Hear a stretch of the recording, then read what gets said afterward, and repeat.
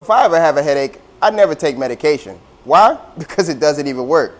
Because they tell you it doesn't work recently about the other cold medications. Soon they'll be talking about the headache medications. So what I'm going to do is talk about cervicogenic headaches, right? So when you have a cervicogenic headache, that usually means you have some type of issue probably in your neck. This could be from bad posture, this could be from any type of neck trauma, and that could lead up to head pains, right? So what we do when we're in our office, we may adjust the patient. We may treat the soft tissue around it to often relieve the inflammation that could be causing that headache in that area. So if you have a cervicogenic headache, or if you think you may have a cervicogenic headache, you might want to come check us out right here at Miami Spine Clinic.